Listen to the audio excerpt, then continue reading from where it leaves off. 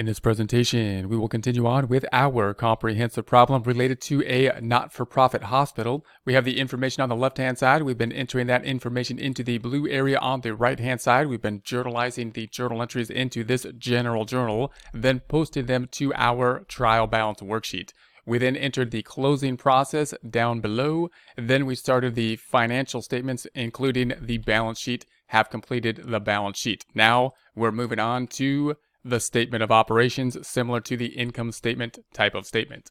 So we're going to be picking up this number. You'll recall that we have two, in essence, trial balances. One is going to be the adjusted trial balance. That's the one we're going to be working on. That's the one we have found a home for with all these yellow areas, which are the balance sheet accounts. Then we have the closing trial balance down here, the post-closing trial balance where we have closed out all the temporary accounts.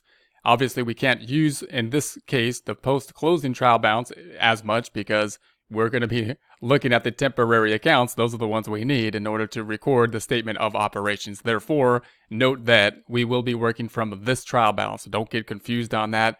Don't, they're close to each other, so make sure you're scrolling up using the upper trial balance up top.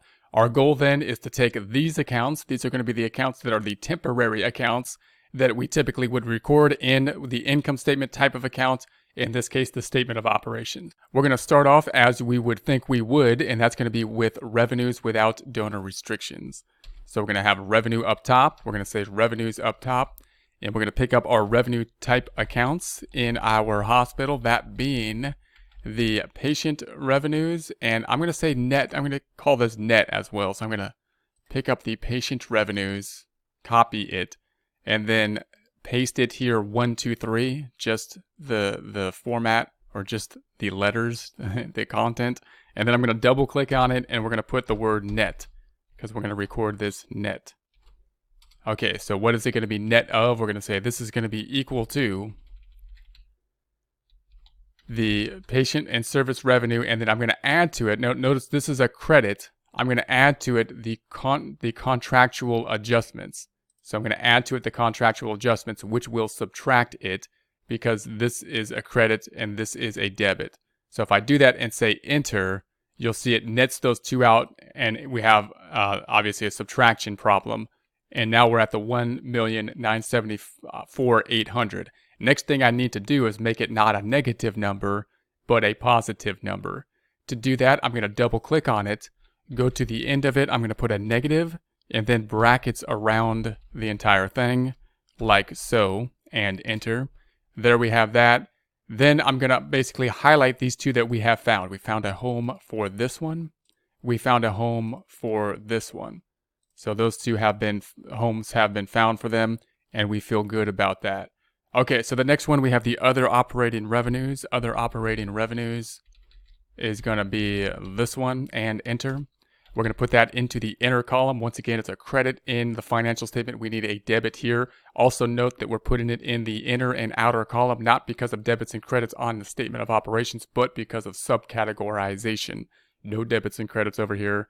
These are going to be plus and minus accounting equation information. So I'm going to say negative of, scrolling back up, and we're going to pick up that 1,003,550. There we have that. And then we'll say, okay, that one has been completed. I'm going to make that yellow. So that one is now yellow. Then we're going to have the total revenues next. We're going to say, okay, next is going to be the total revenues. That's going to be in the outer column. We're in the outer column where I'm going to say equals the sum, pulling out the trusty sum function, trusty sum formula, and summing them out to the right. Next, we're going to have the expenses.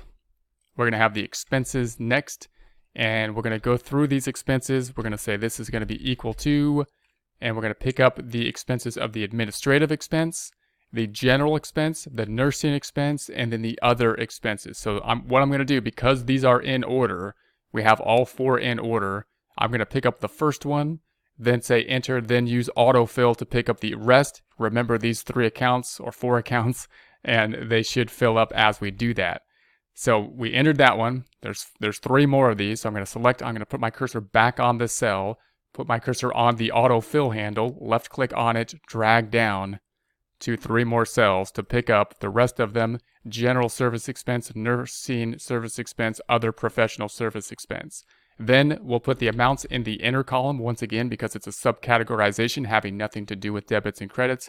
We're going to say equals, scroll back up. I'm going to pick up that 504,880, once again hitting enter to record it. Then I'm going to use the autofill to fill up the rest of these items. So I'm going to say enter, put our cursor back on that number, put our cursor on the fill handle, and then autofill down to pick up the numbers related to them. All right, and then we're going to put in the outer column, we're going to put the total expenses. So total expenses in the outer column, and we're going to sum this up using the trusty sum function. Trusty sum of those four numbers. Going to go ahead and underline this, do a little bit of formatting, do a little bit of maintenance work. We're going to go up top and say to the home tab, to the font group, and then put the underline there. All right, next thing we have is, let's go indicate that we have found a home for these items now. So we found a home for this one, the contractual. We found a home for the admin, the general, and the nursing, and the other information. So we found a home for all of those. That's good. Now I think this one, actually the investment income without donor restrictions, we have not yet found a home for that, and we indicated that we did. So we have to still find a home. I'm going to un-yellow that, or at least I indicated that I had. And so we're going to have to undo that because there has been no home found for that one yet. Okay, so now we're going to then go back to our statement of operations. The next category that we're going to have is going to be the excess of revenue over expenses. So excess of revenue over expenses, you can think of this kind of like net income from operations. This is going to be our net income number, the primary kind of net income number. You can think of it again like from operations. So excess of revenue over expenses, obviously fairly self-explanatory. So we're going to say this is going to be equal to the revenue minus the expenses, revenue minus expenses, to get the excess of revenue over expenses. Okay, so then the next categorization we're going to have is going to be the non-operating gains and losses. We have a non-operating gain, and we have an investment income, which we're going to put into the non-operating. So again, these are going to be things that are going to be below the normal operations.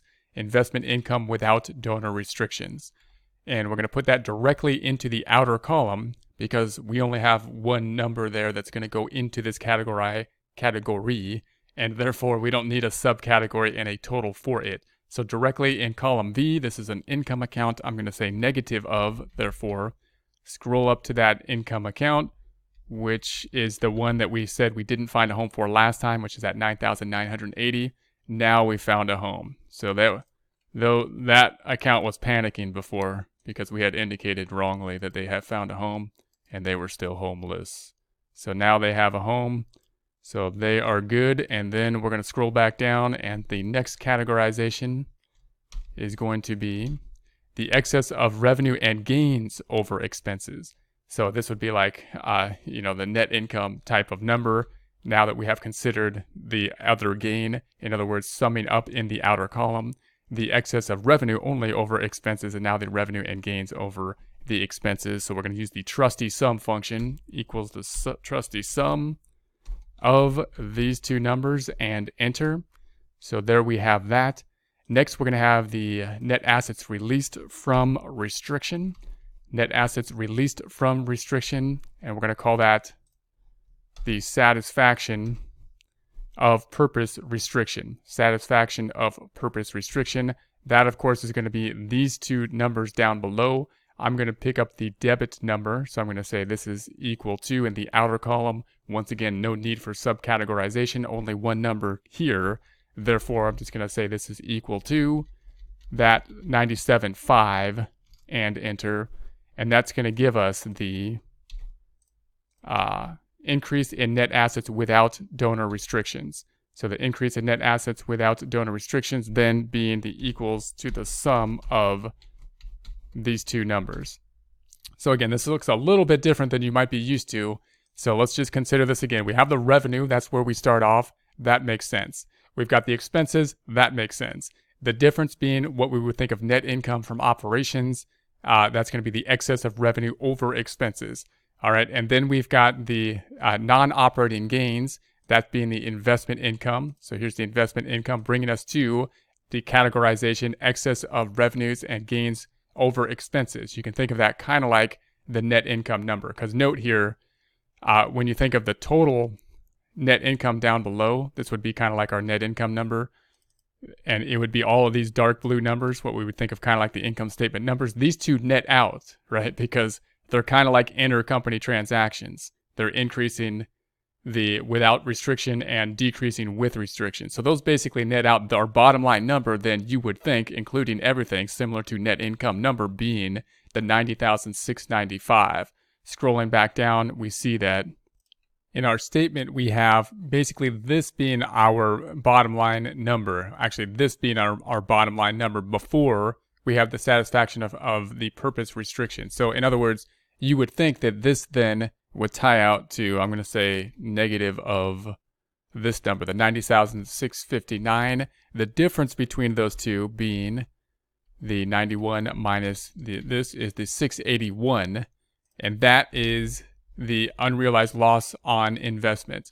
So notice the unrealized loss on investment is something that hasn't been realized. We haven't yet sold it yet.